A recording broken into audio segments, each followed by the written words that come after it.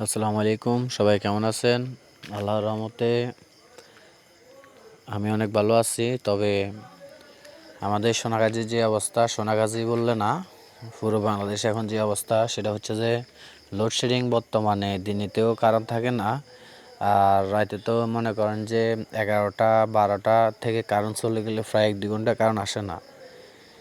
তো অবশ্যই এখন এমন এক পরিস্থিতি হচ্ছে যে আপনার কারেন্ট ছাড়া মানুষের এক মুহূর্ত চলে না, এমতো অবস্থা এই আর কি।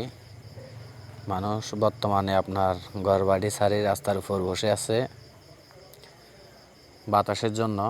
আর যারা তো অবশ্যই ঘরে আছে তারাও বের হয়ে উঠানে বসে আছে শুধুমাত্র বাতাসের জন্য। কারণ হচ্ছে যে হারে গরম পড়তেছে, মানুষ বর্তমানে ঘর বা অথবা বাসার ভিতরে টিকে থাকা আসলে খুব কষ্টকর। কারণ দেখতেছেন পুরা সোনাগাজী বাজার কিন্তু অন্ধকার, দোকানপাটও প্রায় বন্ধ হয়ে গেছে, এমতো অবস্থা দেখেন। এই যে দেখতেছেন তো মোটামুটি সবই বন্ধ।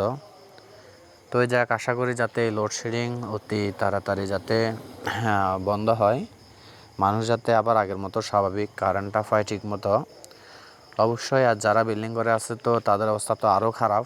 কারণ হচ্ছে যে দিনের ধরেই বিল্ডিংয়ের উপরে রোদ যে পড়ে সেটা আবার রাতে কিন্তু ওই রোদের যে একটা তাপ ওইটা কিন্তু রাতে বিল্ডিংয়ের উপর মানে ছাড়ে, তখন বিল্ডিংয়ের মানুষও বাসার ভিতর থাকতেও কিন্তু আসলে খুব কষ্ট হয়। যারা অবশ্যই ভিডিওটি শেয়ার করবেন। আর সরকারের কাছে একটাই আবেদন, যাতে লোডশেডিংটা বন্ধ হয়ে যায়, আগের মতো যাতে আমরা কারেন্ট পাই। তো অবশ্যই সবাই দোয়া করবেন। আল্লাহ হাফেজ।